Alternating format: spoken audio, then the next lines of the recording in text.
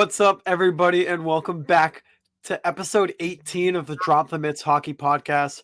I'm Mike Sullivan, back alongside Chris Davis, and we're here to talk all things NHL.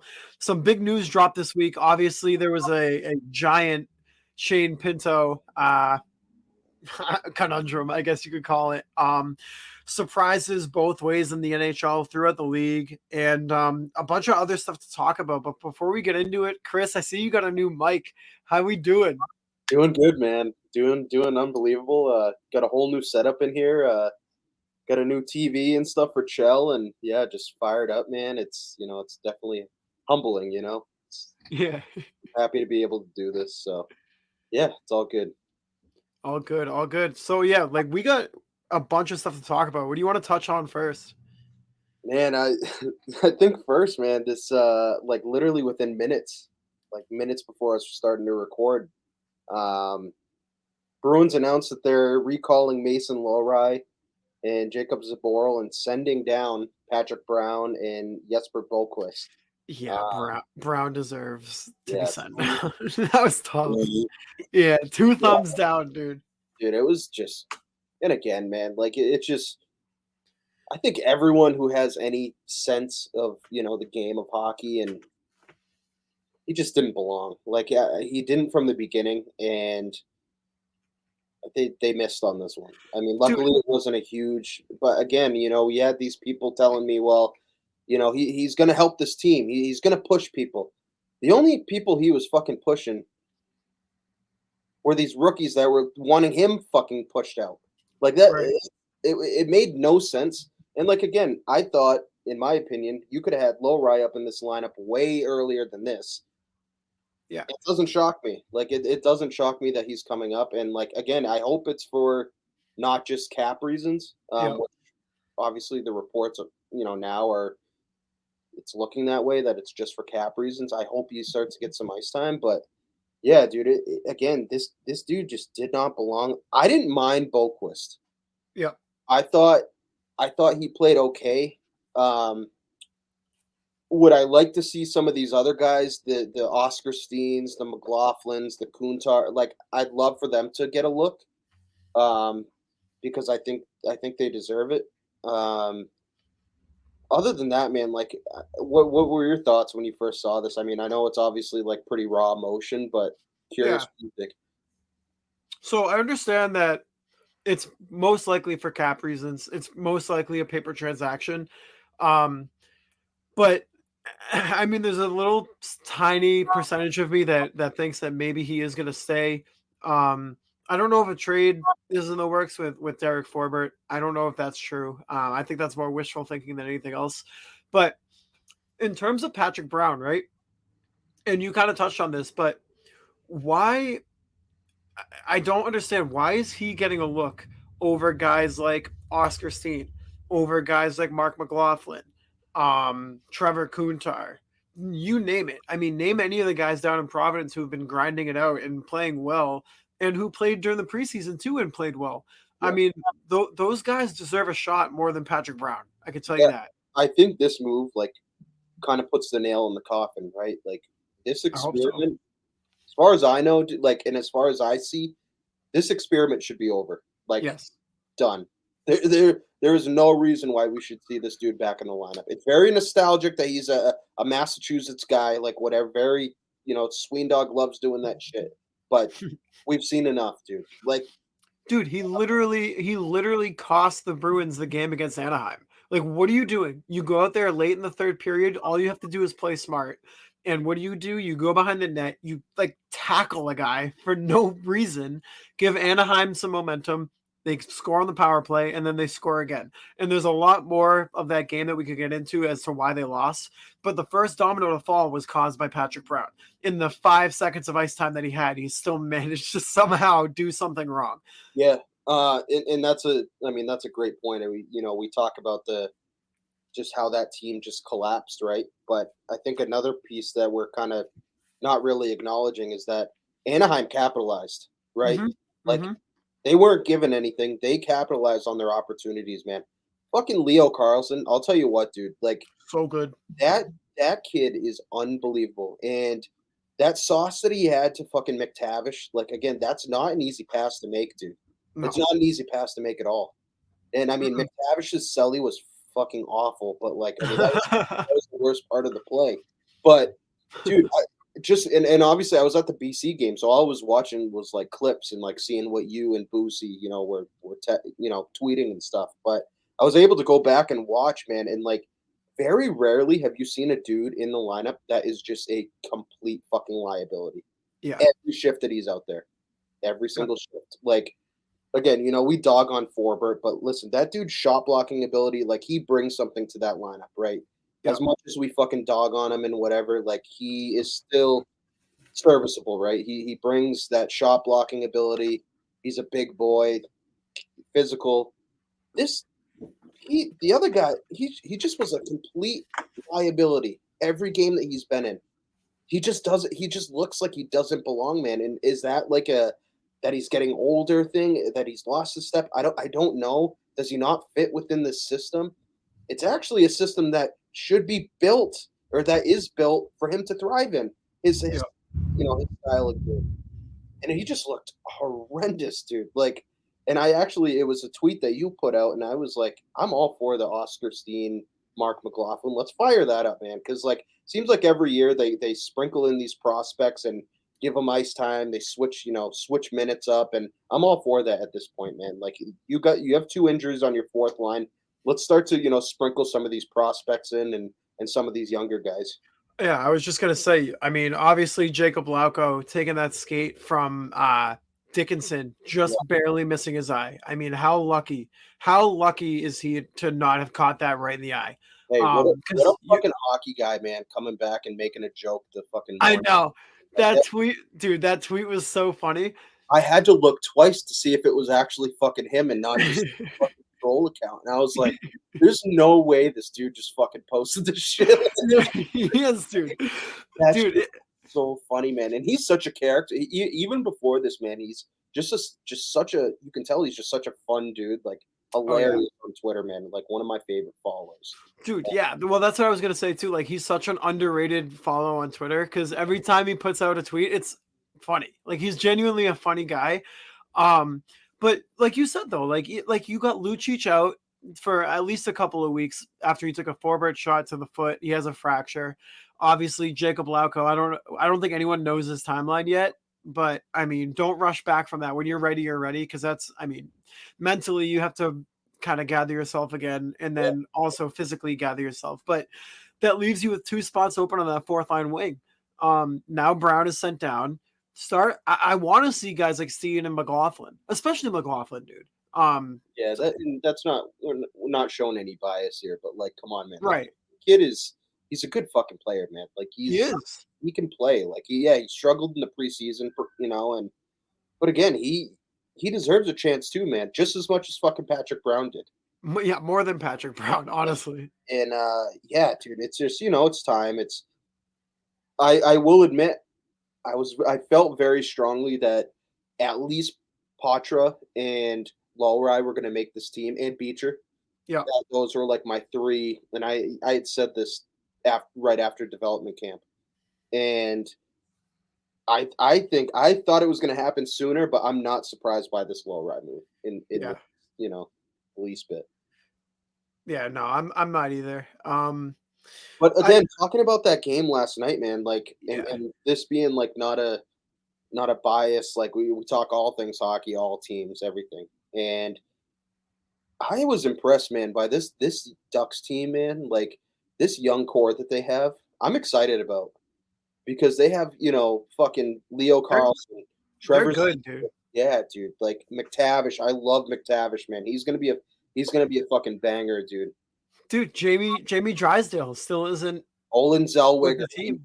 We mentioned all these guys, man. Like, they're going to be a fun team to to watch, and they're one of those teams. We see teams like Detroit right now. We see Buffalo. But they've been struggling a little bit. But Ottawa, and did I just say Ottawa? Or I meant No, you said Ottawa, Detroit. Buffalo are the 3 where, and I could see Anaheim being a team like that, right? Where all of a sudden they add a couple pieces.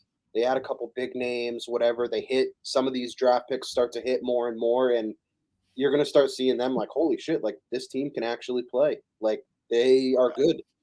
And I don't know, man. Like that was a bad loss. I mean, you're up 3-1. Like yeah, that's one you got to put home. You gotta seal that. And unfortunately, Patrick Brown was a huge part in that. There were other factors for sure. I'd be an idiot to say that he was the only reason why they lost, Yeah.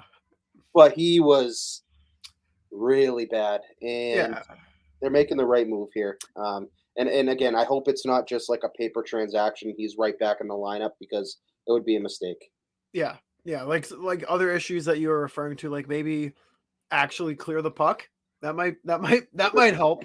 That's for sure. Yeah. Um, but yeah, so I think this is like one of the first episodes where we're to the DMs from people. So we only got six today. So I'm hoping, as we do more episodes and as, more content comes out that we get more questions. But there are actually some really good questions, dude. And the first one we're going to start with, actually, I want to pull up so I can get their Twitters out there and stuff so I can. Give The them a nice first, little plug. yeah, because, honestly, a lot of these questions, man, were like really, and they made me, some of them made me like actually think, man. I'm like, fuck, like, Hmm. so we're gonna start off with Tommy Bennett. You can follow him at TJ Bennett 37, and there's three T's at the end at Bennett. And his question was biggest surprise team in a good way and bad way for the NHL. And I All right. think like right off the bat, I was like, we're gonna have the fucking same teams. I'm like, I'm gonna look like an idiot if I don't, so don't fucking fail me. But so we're gonna go on three. We'll start with the good. We'll start with the good. Start So with the good. start with the good. All On right. three. So 3, 2, 1, go. No Senators. Yeah, mine was Detroit. Mine was Detroit. Well, I knew it was gonna be One of yeah. those two. Honestly, we just mentioned those three teams, right? Buffalo. I mean, Buffalo has struggled a little bit. Yeah. But man, like fucking, I thought we were gonna say this. But dude, like between Ottawa and Detroit, like take your pick. Like both of those teams are fucking like unreal right now. And, Yeah. and honestly, it's gonna be a big test for the Bruins tomorrow. Yeah. Um, That's a big game. because that's not a fucking cakewalk anymore, dude. Like Mo Sider is playing like a fucking maniac right now, and he's pissed. He's playing pissed off, dude. Yeah, dude. Well, so Detroit, right? I think, like you said too, when you were looking at the Atlantic Division, the three teams, Buffalo, Detroit, and Ottawa, those were the three wild card teams where you expected at least one of them to make a jump into the next level. And I want to say, in my opinion, Detroit was probably the least likely to make that jump, right? You Yeah, probably would have had Buffalo and Ottawa above Detroit. yeah. But through 8 games, they're 5-2-1. Dylan Larkin is a madman right now. He's got 15 points through 8 games. Alex DeBrincat has 9 goals through 8 games. I can't wait to give you your Christmas gift this year. I have a feeling I know what it is. Yeah, I mean, Larkin with 11 assists too. 11 assists through 8 games, dude. 15 points through 8 games, and their goaltending too. They're playing really well. Billy, I'll start with Reimer. Reimer's been playing better than Husso. Reimer, he's 2-1, goals against average of 1.68, and a save percentage of 939. And when you go on the other side, it's actually interesting because Billy Husso has played more games than Reimer. He's played 5 games. He's 3-1-1, but his numbers are worse. He's got an 893 save percentage and a 338 goals against. So Detroit is kind of, I don't want to necessarily say relying, but they're leaning on their scoring to kind of get them through games, which, I mean, right now it's working. It's hard to knock that when it works. Now we'll see how that ends up working for them when as we continue on the season and see how it works long term. But I mean, 8 games into the season, you got to consider they're going to meet somewhere in the middle. Their offense is probably going to cool down at some point just a little bit. Husso is going to not be that bad because he's a good goaltender. He's not going to be a sub 900 save percentage goaltender. But I mean, it's good to see, their backup and Reimer playing well too. That always helps as a motorcycle goes screaming down my street. But yeah, I mean, that's someone fucking taking Patrick Brown to Providence as fast as possible. But yeah, I mean that's my surprise good team. Now we can do surprise bad team, and this is where we might be. I want to touch on Detroit too. Yeah.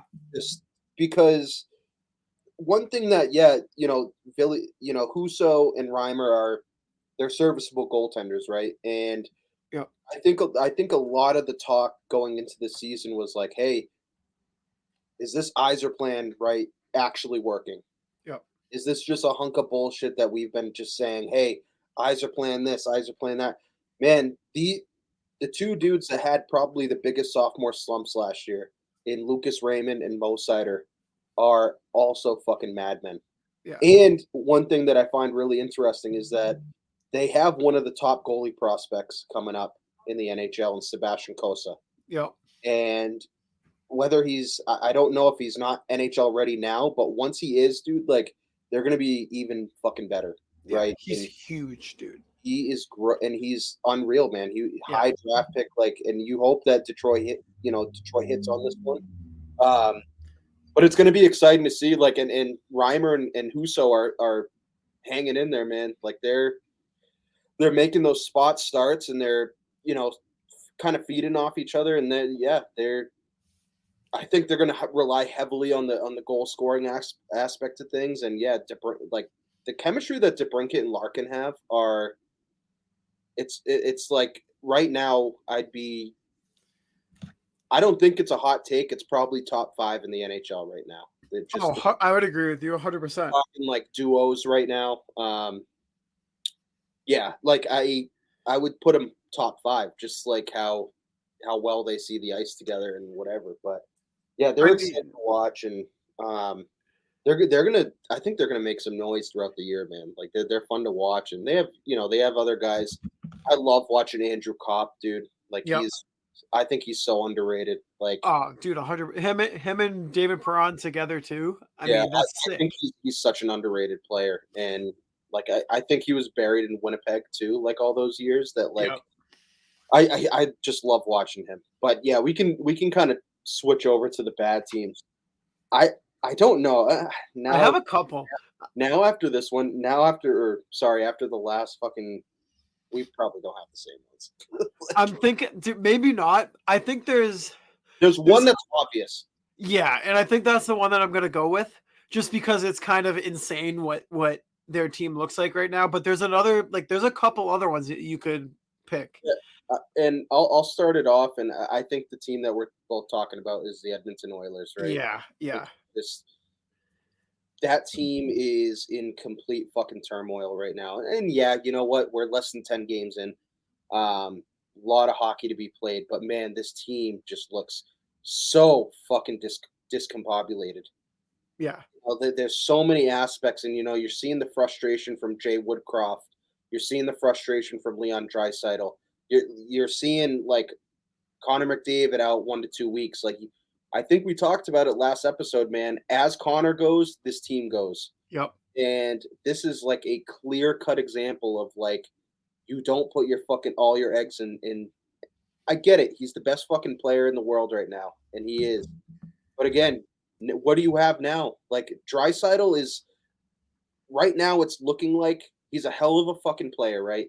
Probably he is top 5, but he needs McDavid, man. The chemistry that those two have is unbelievable and unmatched. Like, and you're seeing a lot of these. The goaltending is being exposed, right? So bad. The decor is, my God, dude. They're fucking decor. And again, is Darnell Nurse a good defenseman? Yes, he is a very, very good defenseman. Is he worth fucking Charlie McAvoy money? Get fucked. Mm-hmm. Like, if you think those two are even even remotely close in the same conversation, you're fucking insane. What would you consider a fair deal for Nurse to be? It depends what they're looking for because the thing is, it's a weird spot to be in because I wouldn't trade Nurse because of how bad their decor is. Right, you can't at this point. Now, hypothetically, is their biggest need is probably goaltending. Yep. So if you're looking at it from that, I don't even know what I would get. Like, what goalie would be worth? $9 million for Darnell Nurse. I don't know, dude. Like, I just again and like, yeah, if you were to trade Darnell Nurse, you're putting an even bigger hole. Like again, it's just that wouldn't make sense to me. But they're bad, man. Like they're just not. They're not a deep team. Nope. And you know what? Sometimes that's a successful. It works sometimes, right? But when you have the best player in the world get injured, and all this turmoil happens when you don't have your captain, and you're seeing it, dude. Like these dudes are doing interviews, and they're like snapping on reporters, like they're Like frustrated. Leon is frustrated as hell right now. And you know what? I don't blame them. I'd be fucking pissed too. Like these questions that they're getting, like it is these people's job, and I understand that. But like, think about it from like Leon's, point of view. He just is. It's not work. Like whatever they're doing there, it's not fucking working, dude. Yep. And this kind of goes into like one of our other DM questions that we'll get into. But like again, what do you do with a team like this?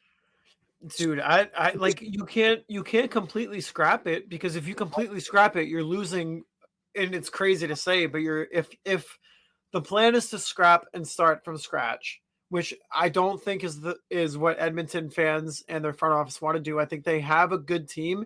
It's just something isn't clicking, but you're kind of salary cap constrained by 3 guys with no goalies. If I had to ask you, and I'm sorry to interrupt you, but like, what would you say is not clicking? I think the only thing that's not clicking is that they don't have depth. Right, and that's kind of what I mean. Like they don't have that secondary scoring. Vander Kane was benched for multiple periods. Yep. They finally fucking put him out there. I can't recall which game it was, and he dropped the mitts. Yeah. I mean, and he said the same thing, dude. He was like, "Well, I got benched all fucking game. Like, I figured once I get out there, I'd go fucking punch someone." Yeah. And I'm like, "Well, I mean, that's one way to do it. I can't say I disagree." That's one way to make an impact. Yeah, but and like again, it's shit like that you hear these players talking about it, and you're like, they just sound disgruntled. They're frustrated, and rightfully so, man. Like, but how do you even begin to address something like this? Yeah. Kane right now, 3 points through 7 games. He's a -8 and he has 14 penalty minutes. He's on that first line too. Like that's like you can't. You asked me what would I do? I don't know. One player that I really like on that team and it's probably a player that not a lot of people know is Dylan Holloway. That's a good call. It's a good dude, and him being in college hockey, I was able to watch him a ton. I love his game. It's a good piece, but like unfortunately, would it take? And he was a first round pick, like again, but is he putting up those kind of numbers where is it just not a fit? So do you start by getting rid of some of these younger guys that you have in place? Because I don't think this is necessarily an age issue, like or hey, we're too old, or I don't. It just seems like a chemistry issue, honestly, to me. Does. And again, I'm an outsider. I don't know a whole lot about the Oilers. I see the highlights and I can read their stats, obviously, like fucking everyone else can. It just seems like there's like a weird vibe, a weird chemistry going on in that locker room, right? Like you have the coach cussing up a storm, like talking to reporters. You have Vander Kane answering questions that are like, okay, like Leon Draisaitl's fucking frustrated. Like, I don't know, man. I wouldn't even know where to begin to start. Like, I think it leans mostly. You're right. You can't scrap this. You can't, because what are you going to do? Trade McDavid or Draisaitl? Like, no. And again, you're not going to do that. But also, they put themselves in positions where they offered these contracts that are, let's call it for what it is, man. We just talked about Darnell Nurse. fucking Evander Kane's contract isn't so pretty either, dude. Yep. Like, Yep. again, they lock themselves into these contracts, and it brings me back to like one of our earlier episodes when we were talking about signing. I can't remember exactly what player it was, and it's like, you know, I'm okay with it. I'm not okay with the years. Yeah. Because once we get to the tail end of that contract and they're still making that same annual average value, right?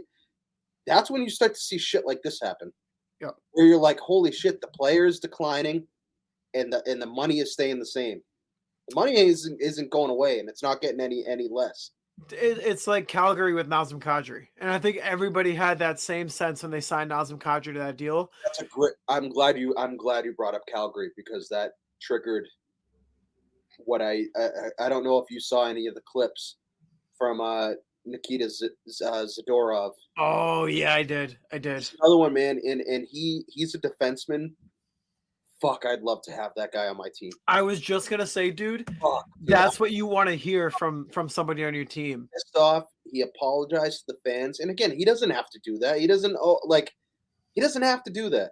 Right. Embarrassed the way that they're fucking playing. He's embarrassed at the compete level. He's embarrassed by the passion level, and I love to see shit like that, dude. I love seeing players like kind of take it into their own hands. Like again, he doesn't wear a letter for them. Like He should. he doesn't. But like, yeah, after that, I think he should. Oh I yeah. still haven't heard anything from any of these other players. The Jonathan Hubertos, the Nazem Kadris, and again Backlund. I don't really put that on Backlund because he's never been a really outspoken person in the league, right? And maybe that's just because we're on the East Coast and we don't hear a lot. But yeah, dude, I loved hearing that stuff. Like I don't take that as like a negative one bit. Yeah, no, and I mean, especially with the way that Zadorov plays too. He's that big guy on the back end, plays physical, leads by example.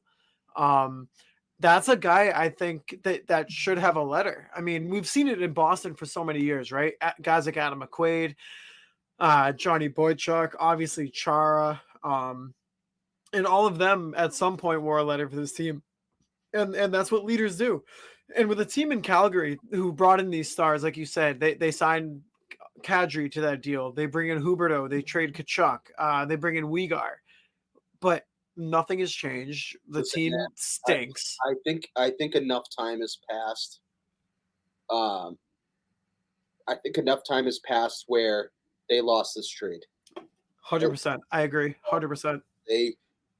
It's time. I can confidently say enough time has passed. We've seen the result of the end of last year with Florida making it right. They lost this trade, plain and simple. Yeah.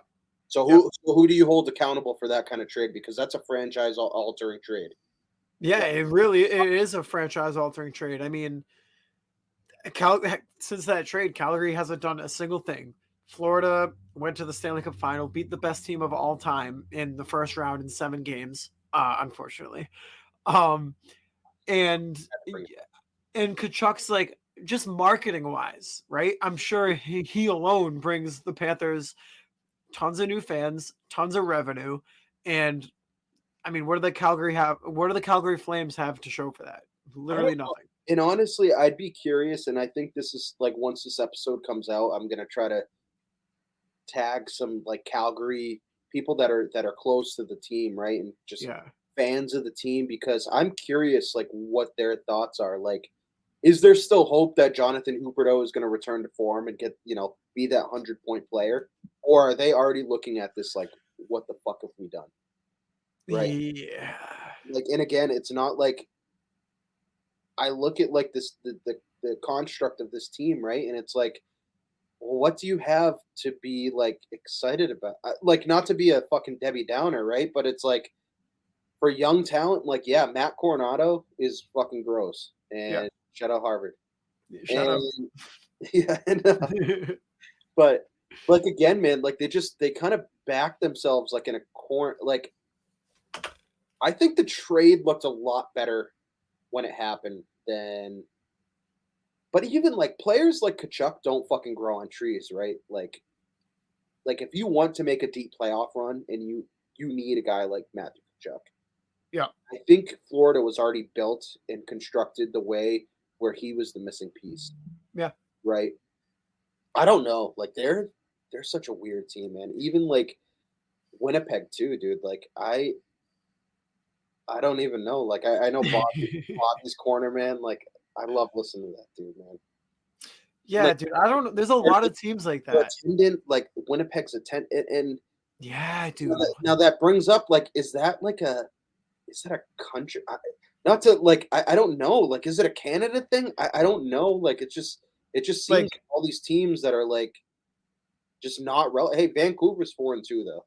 you So mean in Canada thing in terms of like economics and how their dollar yeah, is and stuff like just that? just like again, are they not bringing in talent? Are they not? I don't know. It's hard for me to say, dude. Like, why are these teams struggling all of a sudden? Like, Calgary was a team that always, at least during my like upbringing, whatever, like they were always a team that competed. Yeah. Winnipeg was always a team that, yeah, they weren't like they competed, right? They Yeah. weren't like fucking bottom of the barrel.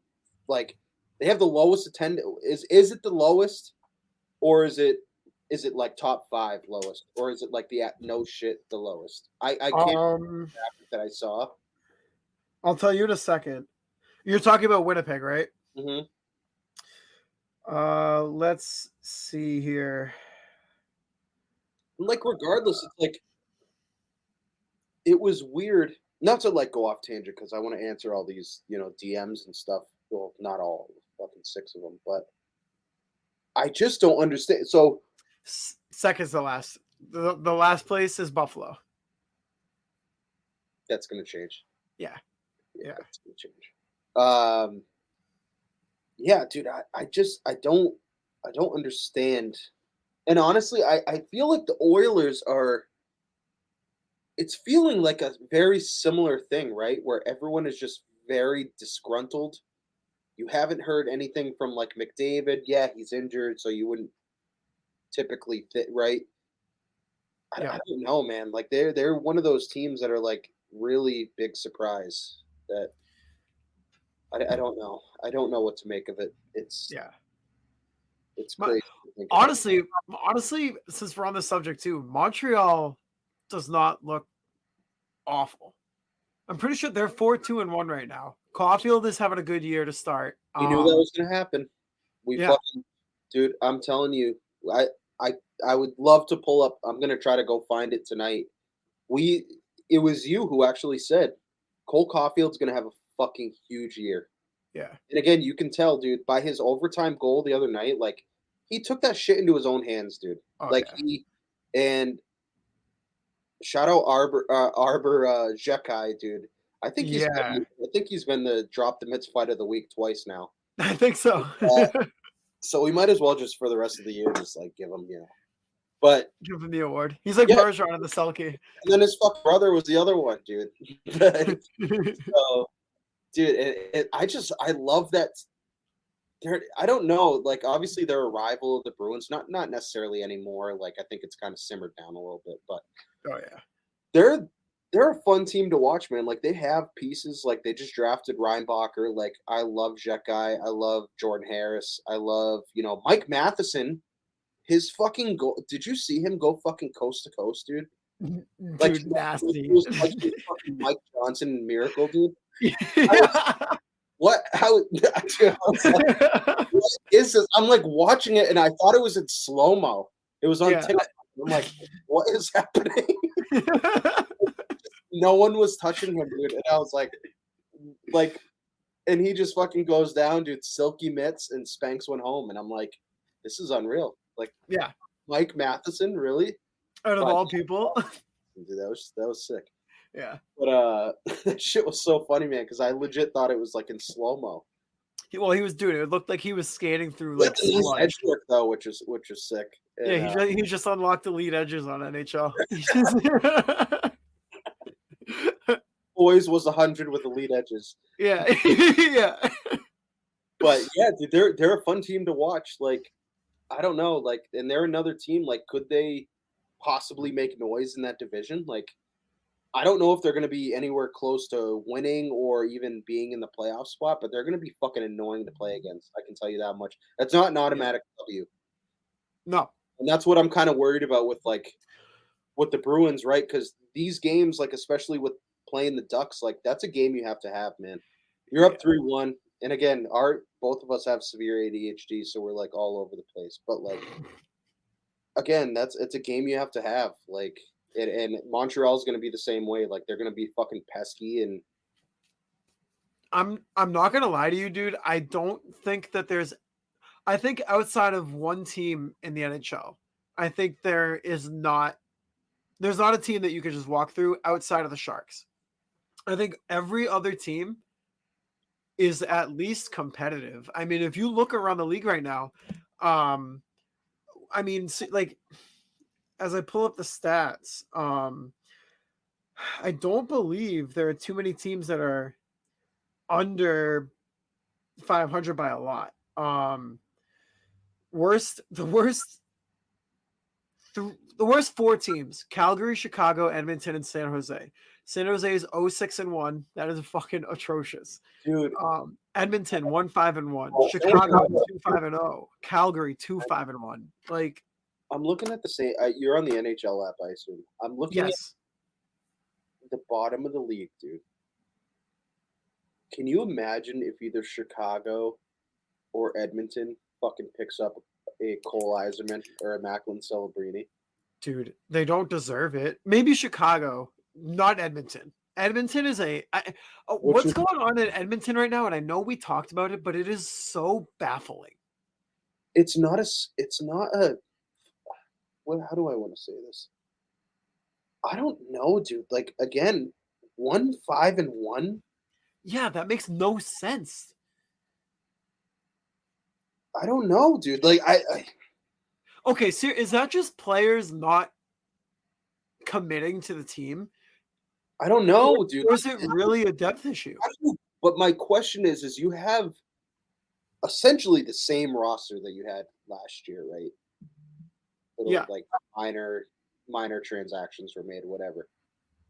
How do you go from they were like a clear cut playoff team, like top of the West, right? I can't remember exactly what their record was, but like pretty sure they were second or third in the West. that doesn't warrant you going down to 31. No, You have granted, you have we are only 7 games in, but like, holy shit, what a historically bad start for a good team. but again, like what do you owe that to? The McDavid injury? He's been out what? 2 games so far? One or Yeah, 2 games? I don't know exactly, but what do you owe that? There has to be more to the story than this, dude. Not to mention everyone acting completely fucking disgruntled. That people aren't disgruntled because McDavid got injured. There's something else right. going on there. There There's some has to be. There and has to be some kind of disconnect. has to be. Is it a coach to player thing? Is it a I don't know. I can't even and like again, yeah, look at this and all I can think about is like can you imagine if one of like yeah, Chicago is we kind of knew like they're kind of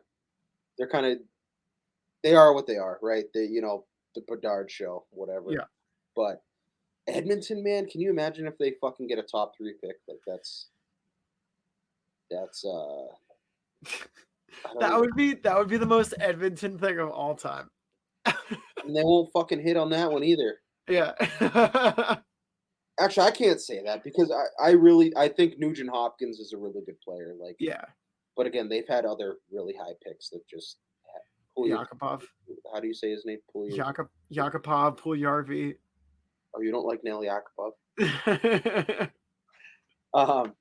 Yeah, I was actually playing NHL, dude, and I was firing up my Bruins dynasty and saw fucking Jesse Puljujarvi still available, and I still left him in Just snagged him up off the free agent market. Oh, I left his ass in free agency. I was like, nah. We can No, but so I think that was our biggest surprise, good and bad, right? I don't think we've gotten into the most likely biggest sellers. Yeah. Which I think this is a really good question. And this question was asked. Let me go back and look because I don't want to like mess up there. And I thought I was like, fuck, I don't even know this early in the year. Like, we're already talking like sellers and buyers at the deadline. So this question was asked by Ian Kennedy.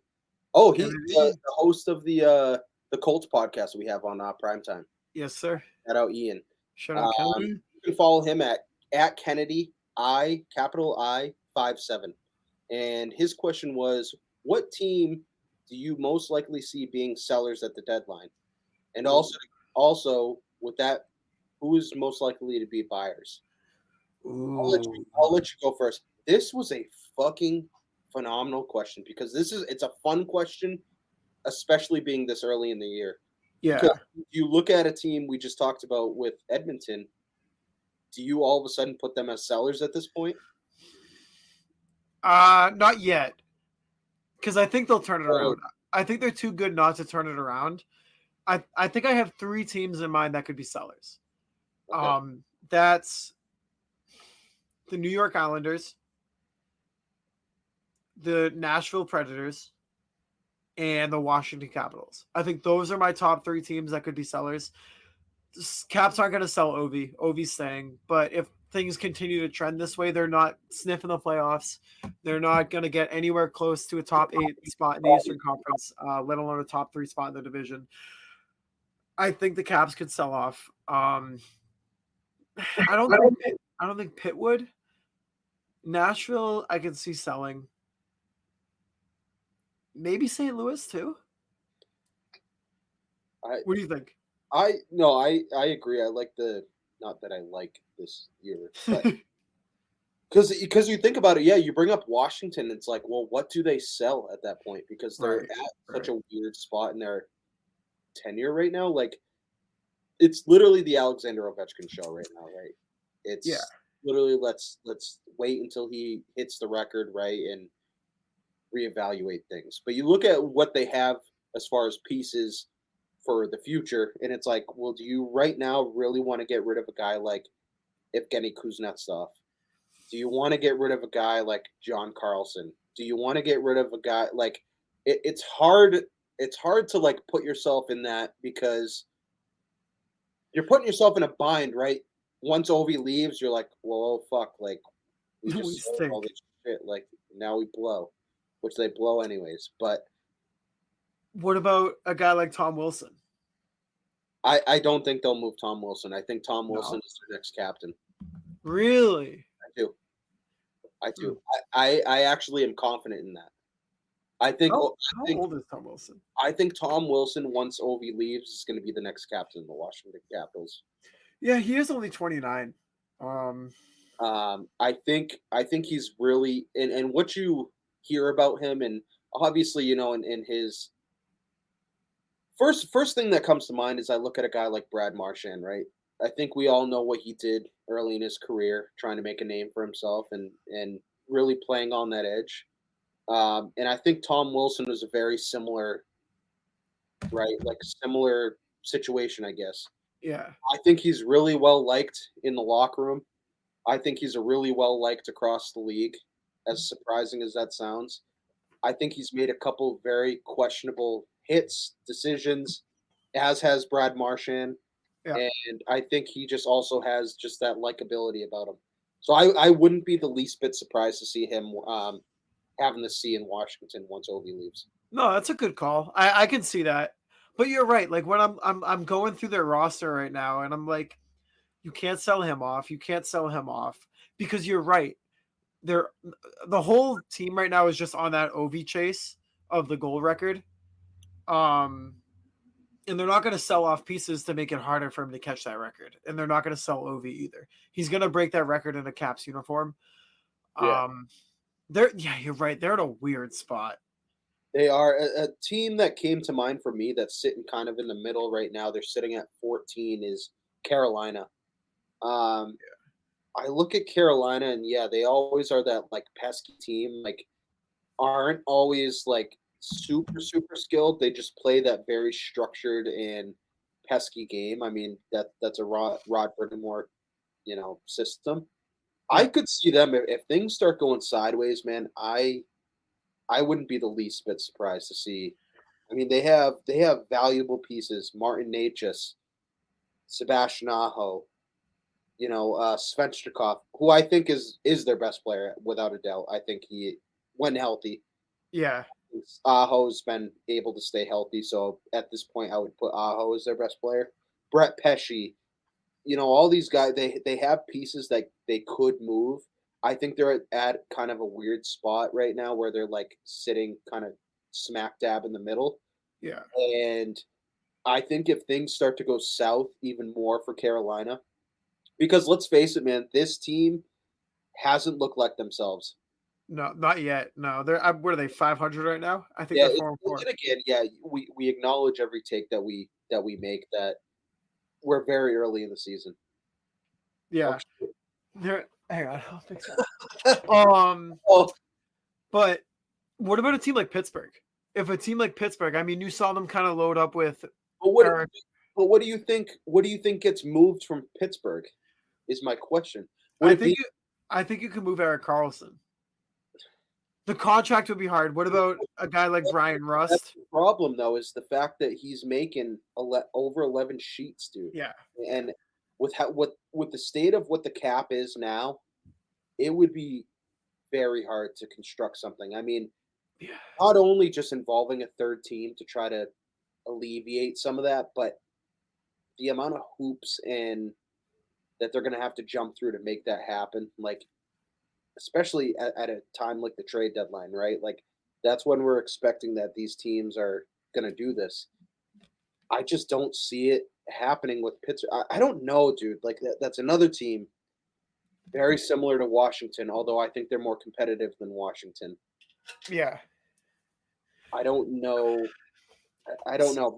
My pick was Carolina, just because if things start to go south, I can for sure see them fucking starting to dump. But again, maybe Florida too. Yeah, we look at these teams, man, like starting from like 14 down, right? I mean, Winnipeg's sitting at 12, so it's like the two people that I thought would be moved were Scheifele and Hellebuck, and they just signed long-term deals. Yeah. Now, was that to make them more appealing to other teams? I don't know. They're still on Winnipeg right now and still playing. Yeah. You go down that list, dude, and you look at these teams, and it's like St. Louis is a good one. Minnesota, like again, what are you going to give up at that point? Like Ryan Hartman? I don't know, dude. Like you're not giving up Kaprizov. You're not giving up Matt Boldy. A guy like Matt Zuccarello, maybe into a contender and get a first or second round pick. But yeah, again, because they do have to make money too, because they're cap constrained to hell right now. Yeah, and like again, yeah, Florida, like, what do you move if you're Florida though? If you're Florida, I mean, you're not going to move guys like Ekblad. You're not going to move guys like Barkov. You're not going to move a guy like Kachuk. Maybe Evan Rodriguez. That's not like a significant. Right, it's not significant like that. Evan Rodriguez is a hell of a player. Don't get me wrong. I mean, he's got 8 points through 6 games right now. He definitely has some value to a playoff team. Like if you're a playoff team and you're looking to have just like that little extra oomph to your lineup, Evan Rodriguez could get you maybe sure, dude. Yeah. Yeah, he would remind me of like a obviously not to the same extent and obviously not to the same magnitude, but like when we acquired Tyler Bertuzzi last year. Yes. I think that's exactly what it would feel like if like a team brought in a guy like Evan Rodriguez. And you saw what the Bruins had to give up to get a guy like Tyler Bertuzzi too. Yeah. So no, that's a good one. And I kind of want to caveat and kind of switch. Who do you think are going to be buyers? And I think this is fucking way easier to tell than sell. I mean, you look at the top fucking 8 teams right there are all going to be buyers at the deadline. Every last one of them. They always are. I think all 3 teams that we mentioned earlier, Buffalo, Ottawa, Detroit, I think they're all going to be buyers. Because I don't think Buffalo is going to sell unless they move on from guys like, I don't know, Gergensons, Oposo. Yeah. Well, this is the thing. What kind of gets me thinking is we've heard a lot of rumblings of like players that are veterans at this point, like high 20s, in age, and the Buffalo Sabres have so many fucking prospects available that aren't even cracking the lineup right now. That probably would crack the lineup on the vast majority of like the bottom feeder teams. Yeah. Right. Yeah. So for me, I think about a guy like Yuri Cawlidge, who I got to see at, the Prospect Challenge in Buffalo. I loved his game, dude. And he was good. He's a good player. But that lineup is so stacked where it's not in the cards for him. It's dude. he's locked right now. Well, He's just locked. Isaac Rosen is another one. First round pick.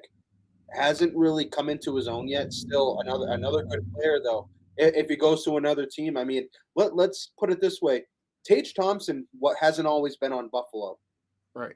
he was a draft pick of the St. Louis Blues, and he was the only reason why he's in Buffalo is because of the Ryan O'Reilly deal. Yep. And then all of a sudden he pops off, and he is what he is now. So I wouldn't rule out like a change of scenery for some of these guys, and all of a sudden they pop off. But like, yeah, I don't know. Like those are two guys that like immediately come to mind that like those are appealing pieces that you could add to a deal and bring in like so because that's what they could use. It's like a hardy vet dude that can fucking play, put the puck in the net. Yeah.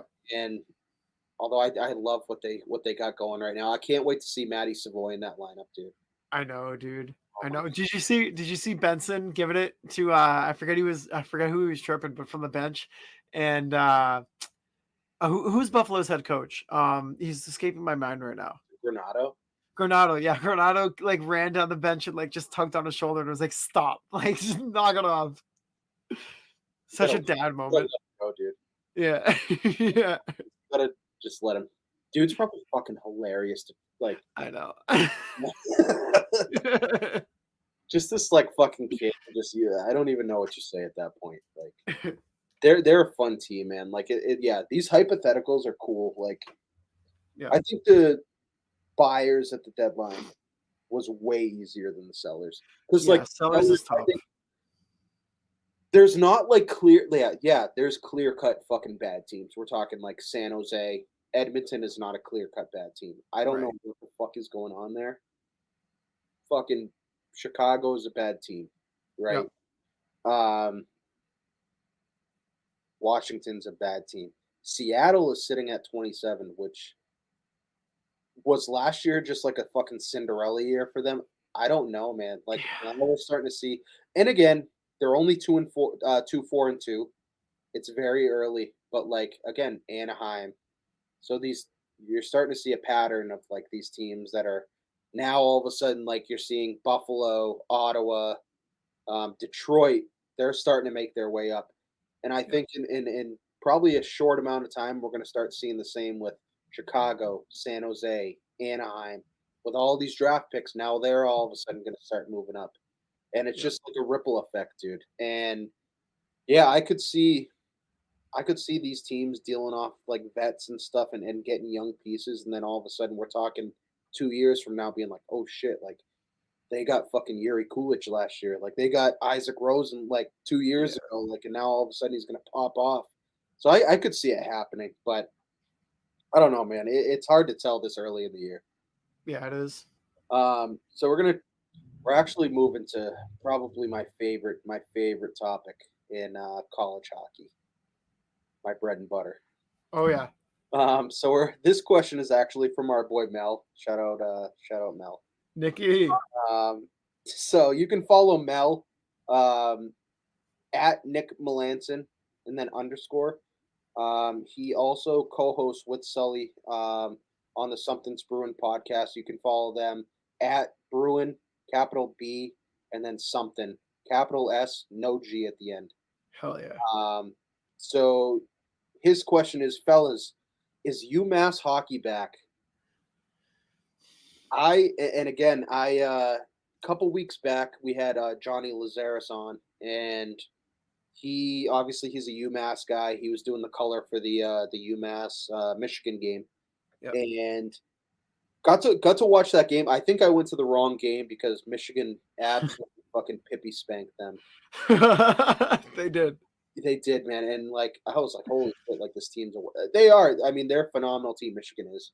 Yeah. Um, the next day, all of a sudden, I don't know what Greg Carvel told his team or whatever, but UMass took it to Michigan and ended up winning that game in significant fashion. Yeah. I think UMass is back, and I don't think they ever really went away. I think they had a year of Kind of they mediocrity almost. had some time, and I think every school goes through that, right? Where Right. tough recruiting periods, and they have two of the best. I shouldn't say the best. Two top defensemen. Yep. Dude, I watched them, and they were their two best players, and that's Scotty Morrow and Ryan Ufko. Yep. Like, dude, those guys, the way that they saw the ice and the way that they kind of took control of that game, like they're unbelievable talents. And I don't know if UMass is going to compete this year, right? I mean, we see how fucking loaded the Terriers are at BU and the Eagles at Yeah. BC. Providence is fucking back. And you know what? I'm gonna say this again. UNH as well, dude. UNH, dude. They UNH looks good. fucking wagon. And Yeah. that actually goes into our next question. But to get to Mel's question, they aren't they're back, yes. Do I think that they're gonna compete with the top, the cream of the crop, whatever at the top? I don't think so. I don't think they have the talent. I don't think they have some very talented players. They have some very special players that are going to be good players at the next level. I don't think they have what it takes to compete with the BCs, the BUs. Yeah. I don't see it. And there's not a lot, and that's not a discredit to the UMass Minutemen. That's how loaded the BCs, the BU, like Minnesota, all those teams, dude. Like it's Right. going to be tough for them. It would have to be a Cinderella story. I'm not saying it's not possible, but it would definitely be looked at as a like Cinderella story. I think UMass is definitely a top 10 team. I don't think they're top 5. I think they'll be somewhere between 6 and 10. They're not a bad team at all. I mean, obviously they got Dan Zlock-Mellis, Bruins prospect.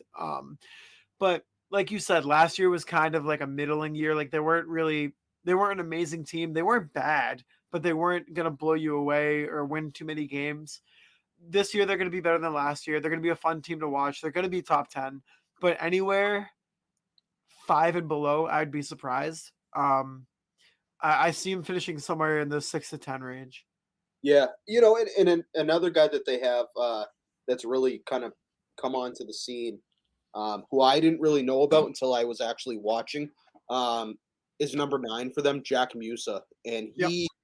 man, I was watching him, and that kid can fucking play, man. Right now, 2 goals, 6 assists, 8 points, 7 shots, and he's at a +3 right now.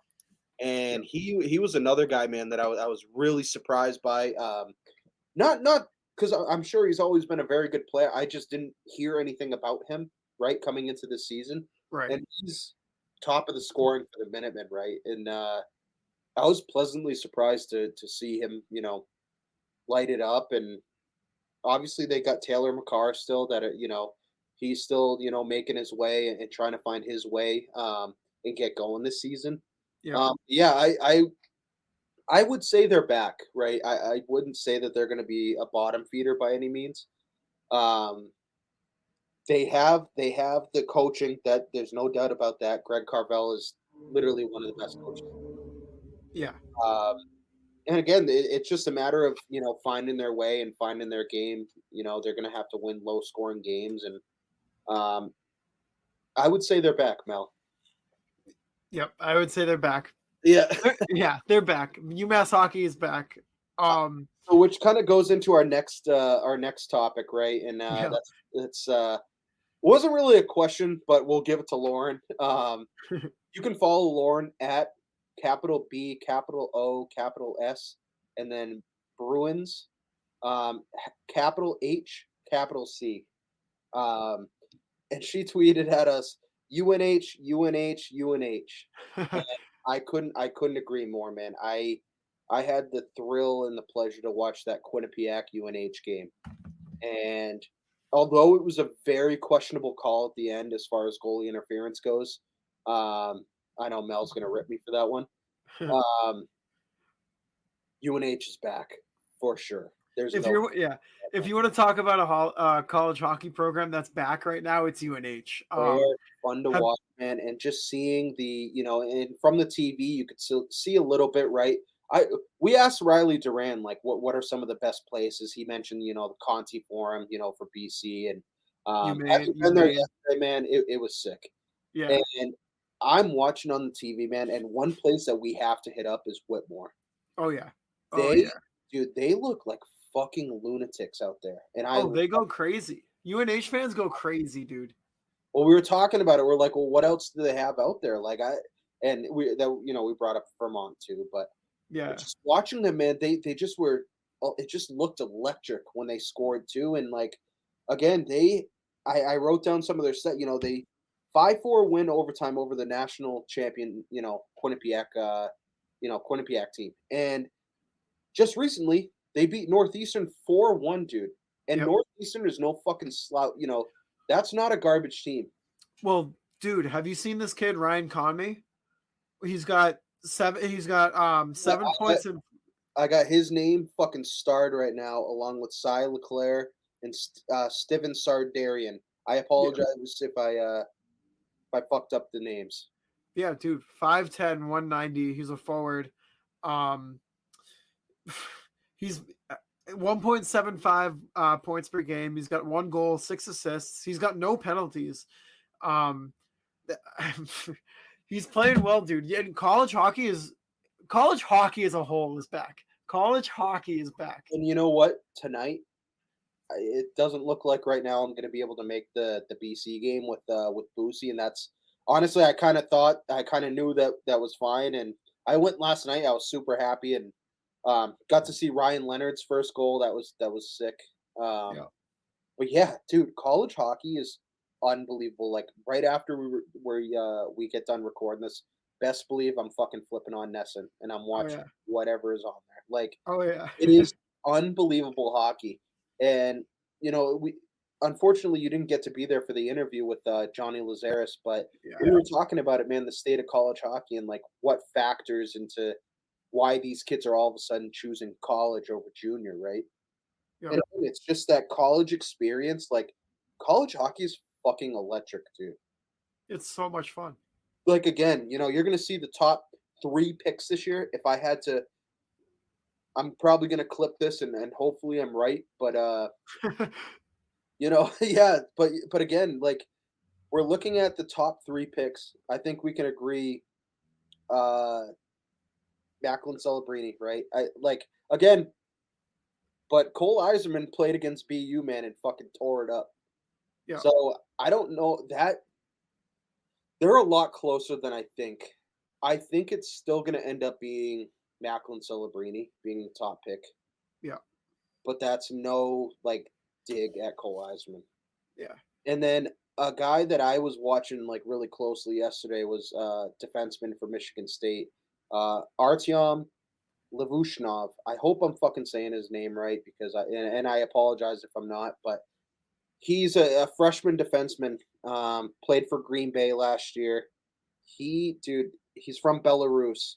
They have him slotted in that third best prospect.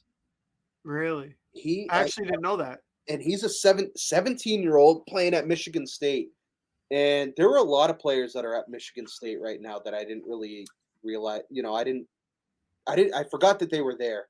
Isaac Howard, I don't know if you remember, he was first rounder for Tampa. Reed Liebster, who was formerly of the UMass Minutemen. They were a good team, man. They fucking took it to the Eagles.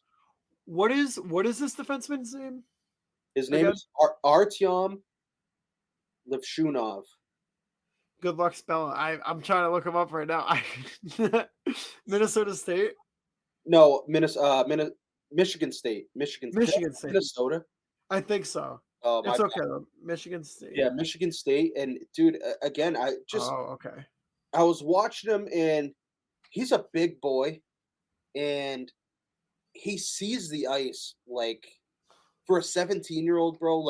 I was amazed. They had him on the top power play. Just the way that he, skated with the puck. he's going to be a top pick in this draft, whether it's the 3rd overall, 5th, whatever. He's going to be a top pick. Wow. Yeah, he's 6'2", 198.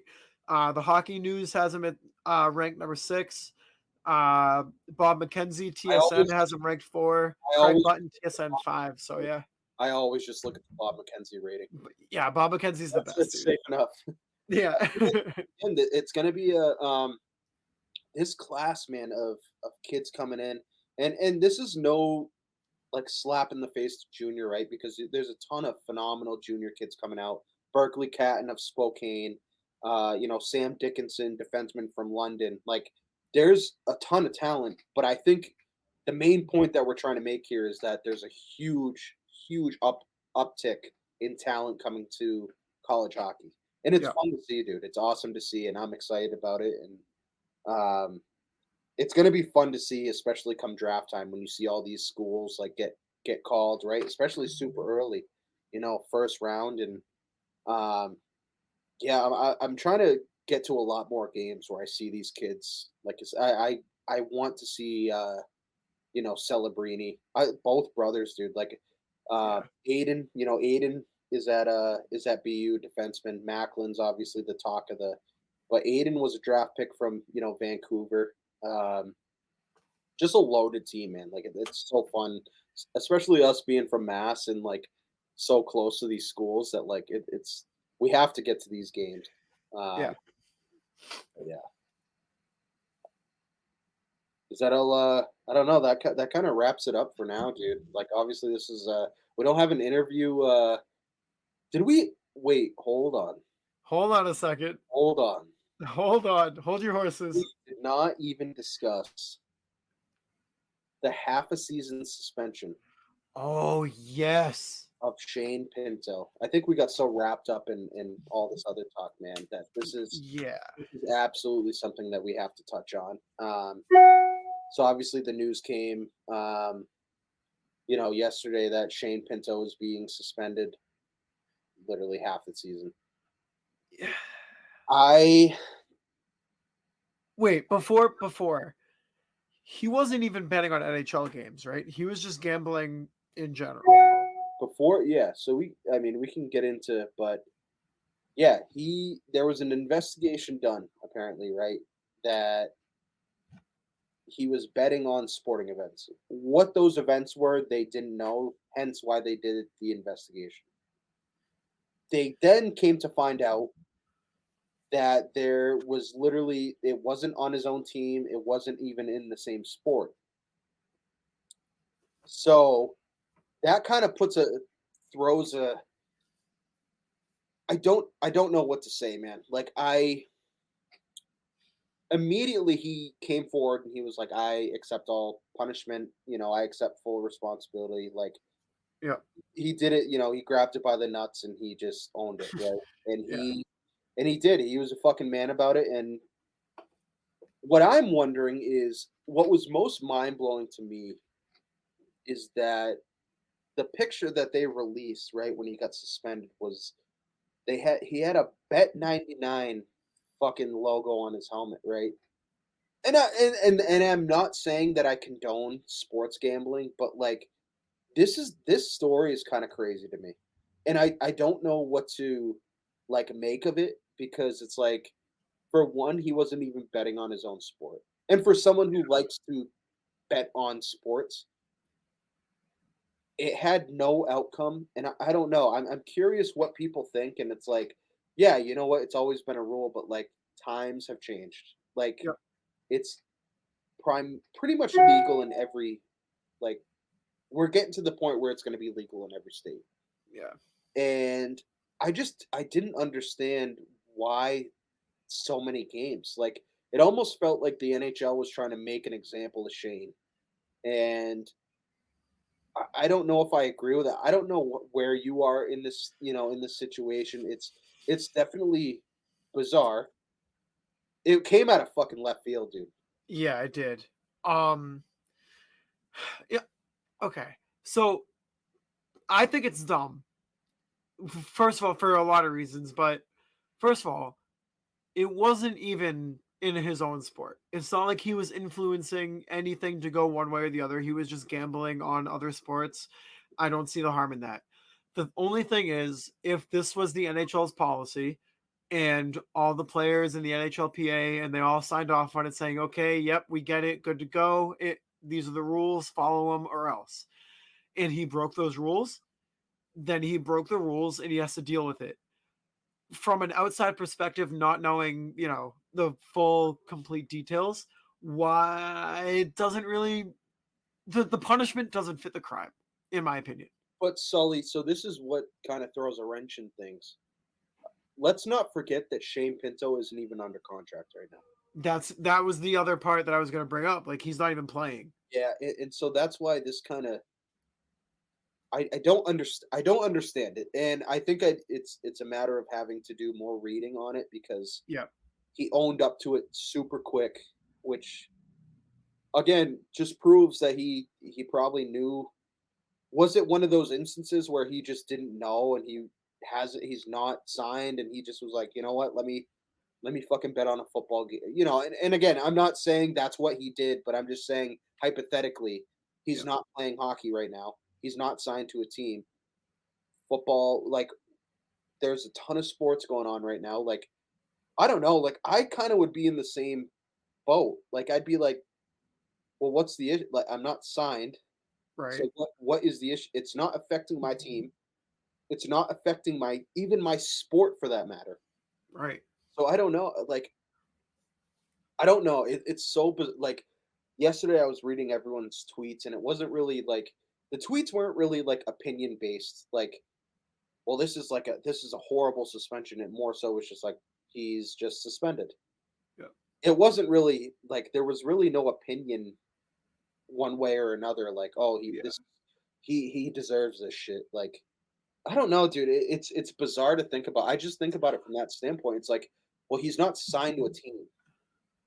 The one thing that I did see a lot of was people basically calling out the NHL for being so hypocritical, having these advertisements on their on their jerseys, on their TV streams. It's a source of revenue for them. And then when one of their players kind of utilizes that for his own, say, entertainment, But again, then all of a sudden it's wrong. it's not even his sport though, which is Right. what's mind-boggling to me. Right. You know, if we're sitting here talking about Shane Pinto throwing puck line on whatever team plays Ottawa, that's one thing.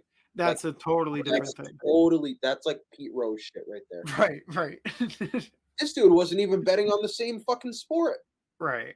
And again, maybe I'm naive to the fact of like what actually happened, but all the information that came out was that the investigation happened. They found that it wasn't on his own team, and it wasn't even on his own sport.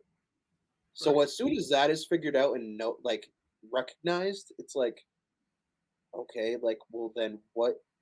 I don't know, and like,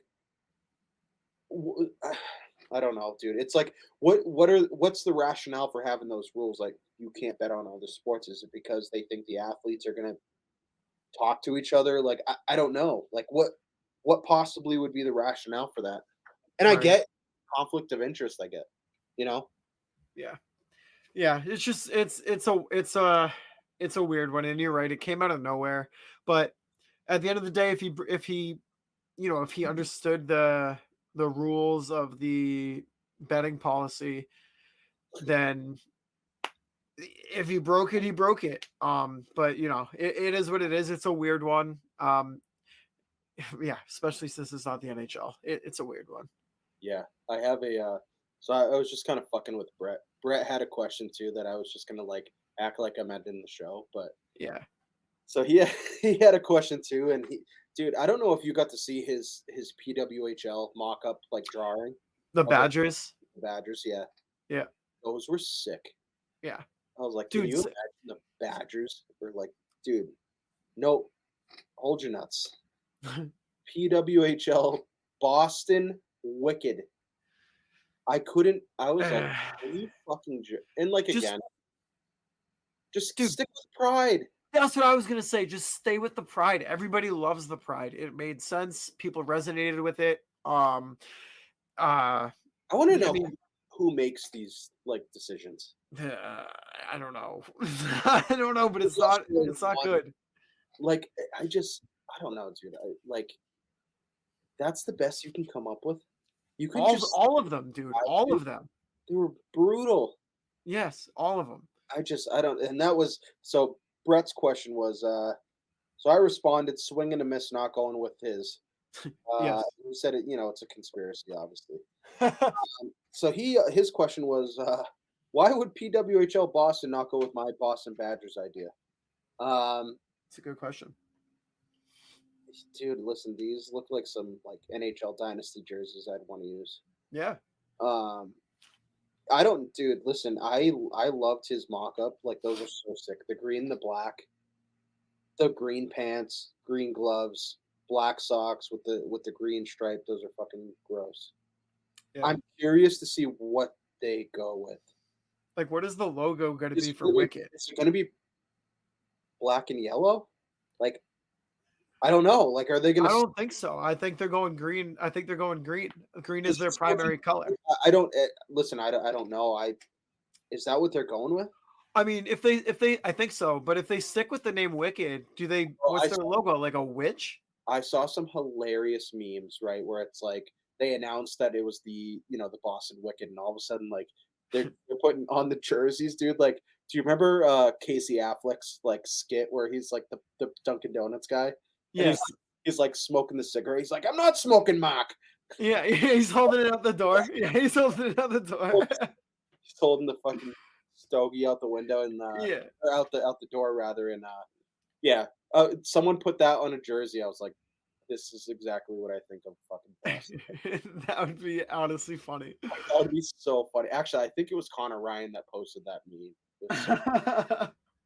And but yeah, that pretty much wraps up everything that we're going to talk about. We don't have a guest this week. Kind of just stuck with Sully and myself, and honestly, it was a great episode. We haven't had one of these in a while, like where it's just long talk. And I don't know if there's anything else that you want to kind of bring up or discuss.